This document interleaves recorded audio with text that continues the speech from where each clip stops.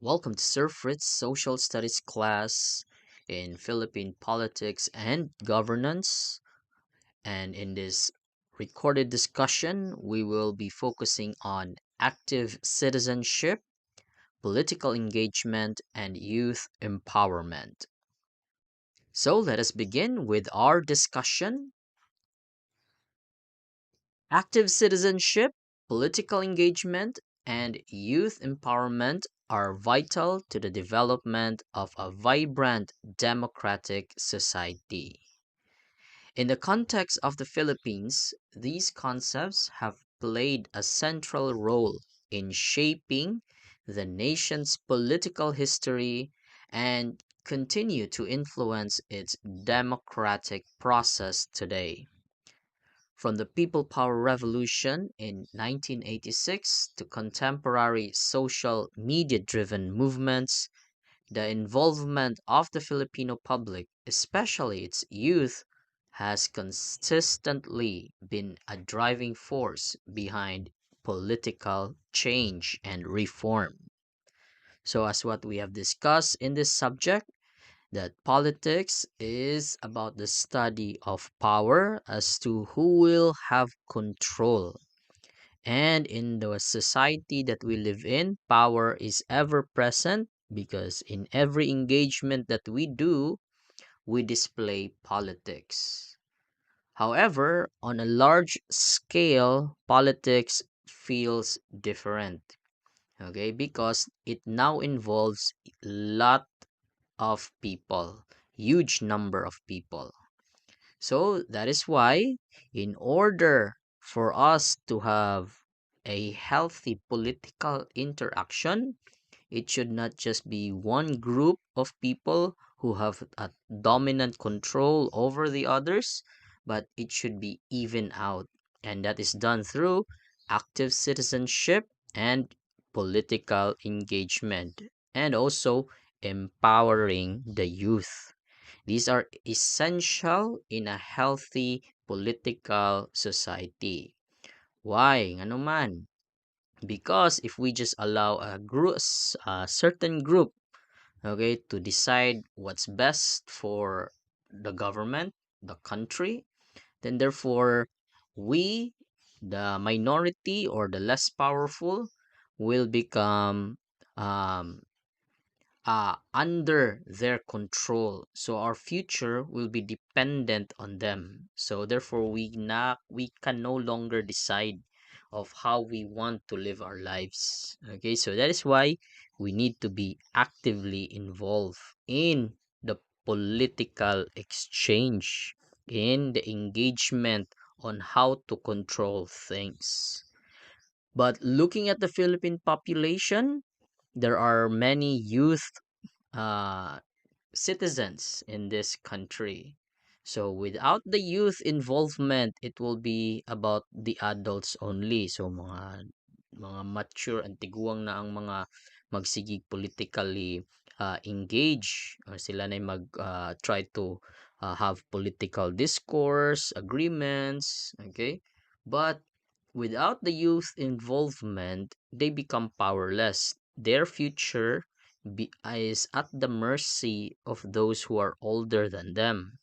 So that is why when they get old, they now receive a nation or encounter a nation or a government, a society that is designed not for them, but designed by someone older than them. So that is why we need to empower the youth so they can decide and plan for their future. And they may also help the next generation of youth people to plan and decide for the society. So there are theoretical frameworks that we need to understand in the involvement of the citizens and the youth in political engagement. Okay, to better understand the relationship between citizenship, political engagement, and youth empowerment, it is useful to consider several key theories, like civic republicanism, which emphasizes the importance of citizens actively participating in public affairs, mga panghitabo sa community, sa society, and the government. And this is to ensure that the government reflects the will of the people. Okay, because when we say republic, it means res publica, or the affairs of the public. Okay, and the government is concerned with how the public interacts with each other. This concept is particularly relevant to Philippine politics, where citizen involvement has often been crucial in defending democratic rights. So, therefore, as a citizen, and we are given the opportunity, okay, to be involved with what's going on around us. Okay, because we are also given the rights to decide and plan for ourselves and introduce that plan and ideas to others also. Because in a democratic society, from the word demos kratos, it's the rule of the people. Okay, so in a democratic society, the people decides, okay, and the government decides in behalf of the people. Okay, because the government is established by the people. And also, we need to consider deliberative democracy, which stresses the importance of informed, thoughtful, and collective discussion in decision making process. So therefore, since citizens are involved on how things are happening in the community or in the society, then since we are involved, we need to be informed and thoughtful about what's going on. And we need to have collective discussion. So ideas or phenomena needs to be discussed so it can be clearly understood by everybody. In this framework, active citizenship is not just about voting, but about participating in meaningful political dialogue and shaping policies through engagement in both formal and informal channels. So, therefore, people who are politically inclined and are governed by politics are also people governed by policies. So we create policies so we can move and engage with each other in a smooth manner. So wala kayo kubot or conflict na may mga policies na nga nakaset on how to behave, what to do, and what is expected. Okay, so because of that policies that is designed for us, then therefore we can now easily interact and engage with each other. Also, for us to understand citizenship and political engagement, there's a need to have participatory governance, which suggests that democracy works best when citizens are not passive recipients of government action but are actively involved in the design, implementation, and monitoring of policies. So, walay na left out. Okay, we need people who will be involved. Okay, if we'll put people out of the context or the story, then these people uh, will be will have complaints about the system in the future kay wa siya part of it. Then mao na nga nay mga unsatisfied people about the system created or the policies created. Also, this framework has been applied in the Philippines through mechanisms like the barangay system, where community members participate in local governance. Yes, as a nation, we are about 120 million na, and it's quite difficult to manage that huge number of people. So we need to do some micro managing. So that is why we have our local government units like the barangay, okay, where people can plan and decide for their welfare. But this planning and the policies that they create for their local government unit should also be aligned with the national government. Okay, so that we will be meeting at the same consensus or accepted ideas of how to live our lives. Okay, and that is why we need to be participatory in the management and governing of this country. So we have here our historical context when it comes to active citizenship in Philippine politics. So we have the colonial period. Okay, so we notice there is the revolution against Spanish colonialism, where people decided to be involved with what's going on in the society, and it shows how organized collective action could challenge colonial rule and assert national sovereignty. Also, we notice that during the martial law era, that people are politically involved in the resistance against the authoritarian regime. And these protests or mga underground movements or advocacies demonstrated citizens' courage to oppose dictatorship and demand political freedom. It's a display of political engagement nga nag apil-apil gyud ang mga tao sa political welfare or social welfare.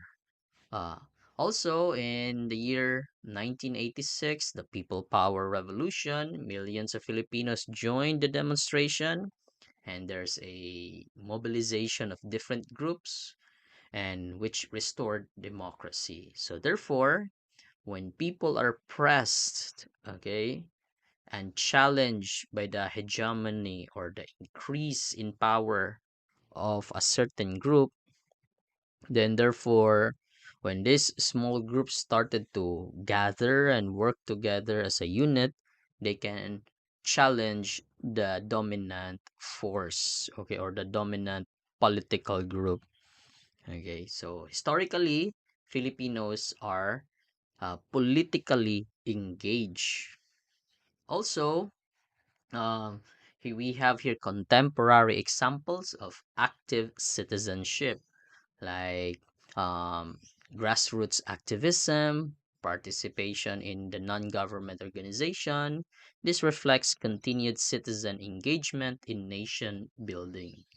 We also have mga uh, groups that are concerned with elections, our electoral process, and because they want to promote transparency and fairness in elections.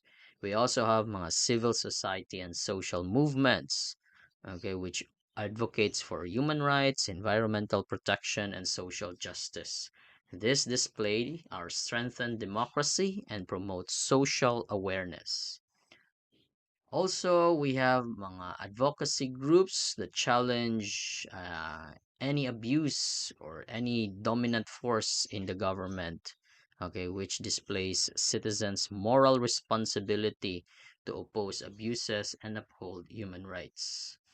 Also, uh, in the contemporary period, we will notice Filipinos holding government accountable and ensuring power rests with the people. Okay, and the more we engage with what's going on in our society, in our community, we become politically involved or engaged, and it will make us an active citizen.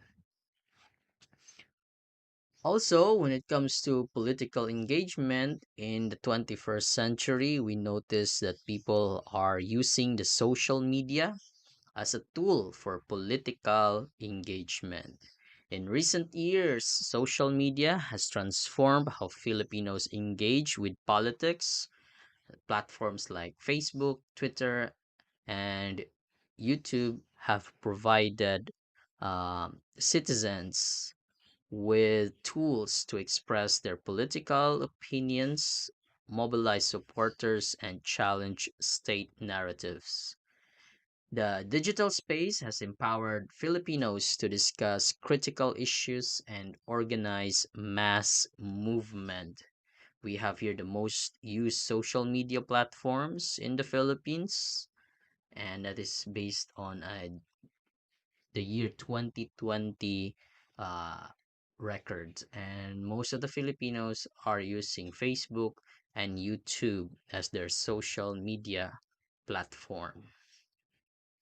Okay, and also with the rise of social media, it also has democratized access to political participation. So anyone can join or hop in to talk about or exchange ideas about what's going on around us. And it enables Filipinos from diverse regions and socioeconomic backgrounds to become more engaged in national discourse. However, it has also raised concerns about the spread of misinformation and the need for digital literacy, particularly among young people. So, fake news becomes evident in the social media because there's no gatekeepers. And also, Facebook or the social media has different agendas on how to gatekeep information or exchanges of ideas. So, the Philippines as a nation are having this very colorful political engagement. And political engagement in the Philippines is not limited to protest and social media activism. Filipinos continue to demonstrate a high value of participation during elections. Voter turnout is generally high. Yan, as you notice, nagkadagko ang mga numbers or voter turnouts every election. With elections serving as a major avenue for political engagement, groups like PPCRV and NAMFREL help ensure transparency and fairness during elections, reinforcing the importance of active citizenship in maintaining a functional democracy. So, yes, elections or our ability to vote, our rights to suffrage becomes our means of politically engage. Those who voted during elections are active citizen, meaning they are concerned with what will happen in the future. They are concerned as to who will decide the rules and policies to follow. So therefore, this election is very sacred to us Filipinos on any also in any democratic country because it is our means of displaying that the rule of is in the people, the demos kratos. Okay, and we have here pictures from the United Nations. Okay, and it displays educating the young voters. Also, historically, we can see that the youth have been part of these mga political uh, exchanges in the Philippines. So, during the 1970s, there are student-led protests. They have their rallies and their debates, and they want to demonstrate that um, against the oppression during this period. Also, youth activism is present during the martial law resistance. It is symbolized courage and youth commitment to justice and human rights. And also in during the EDSA revolution, the year 1986. Okay, where it's no longer not just the youth, but with the support also with mga groups, okay, that want also to change the system. And in modern times, we will notice that there are mga party list group, okay, that will serve as a political tool for the youth to be involved in the policy making and the decisions of the government.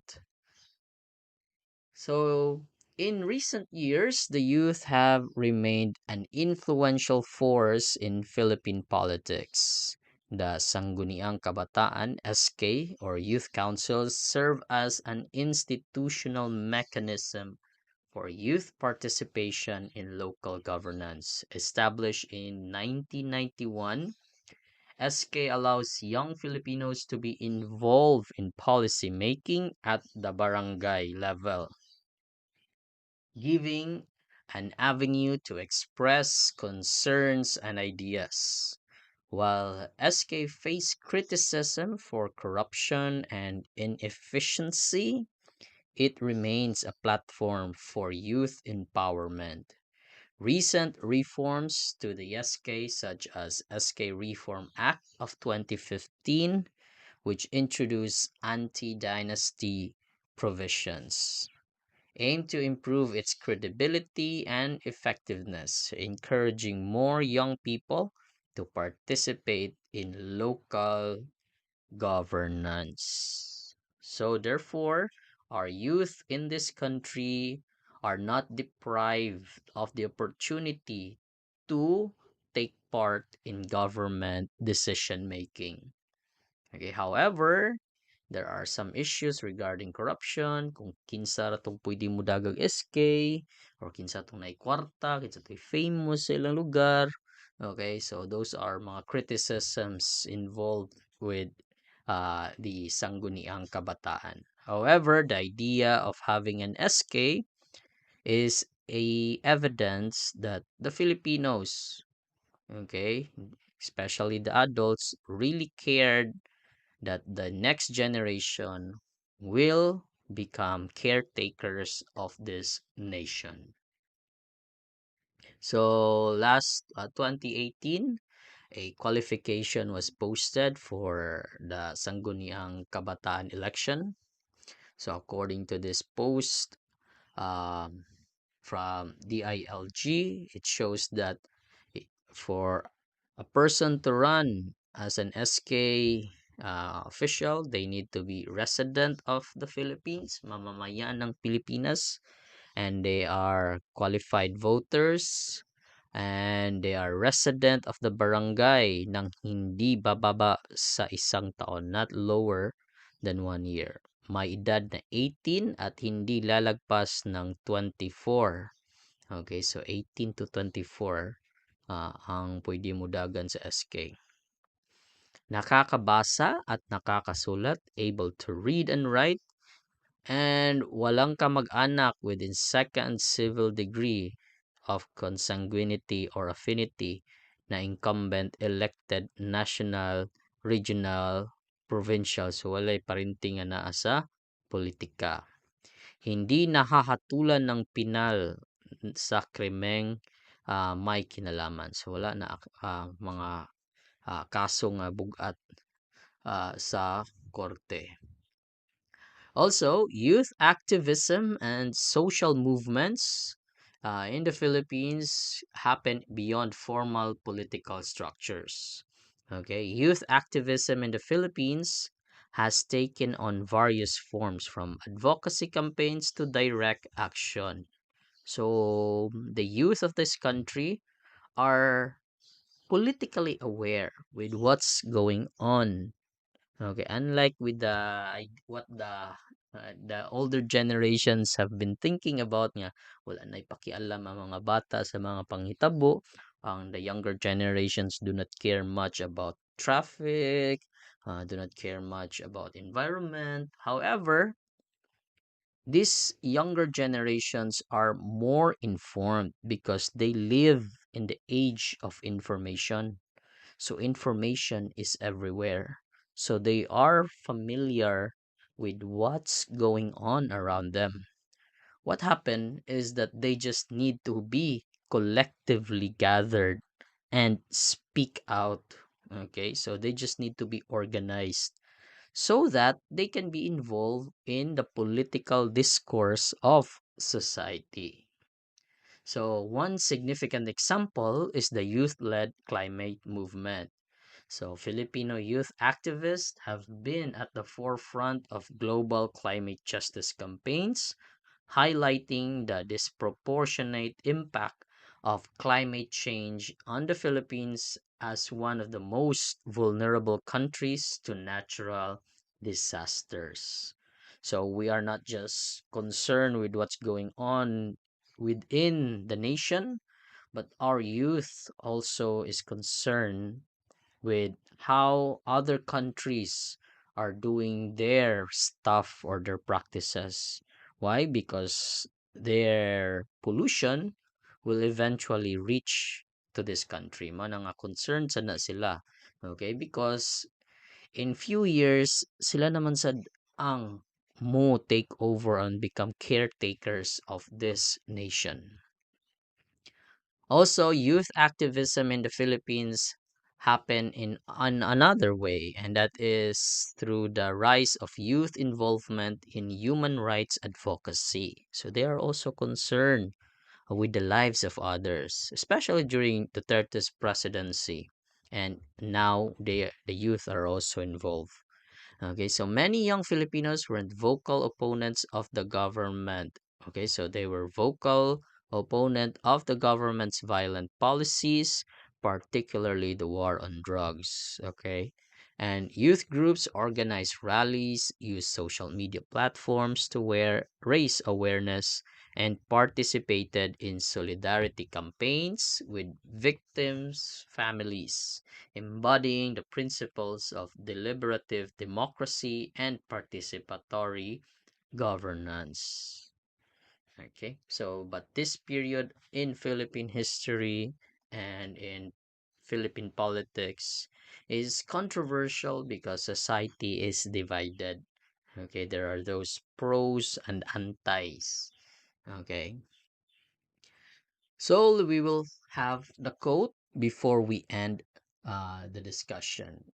If we want to create citizens who are aware, who think critically and logically, who participate actively in governance, we must start at schools. And that is from Camille Silva. So, yes, schools should be the starting point of political engagement, active citizenship, and youth empowerment. Okay, because the schools are the best or the safest place to exercise your political rights. And if you have learned a lot or few about this discussion, you can write down your takeaways and take a picture of it and send it to me through the GC or by directly sending me a message. That covers everything for this discussion, and goodbye.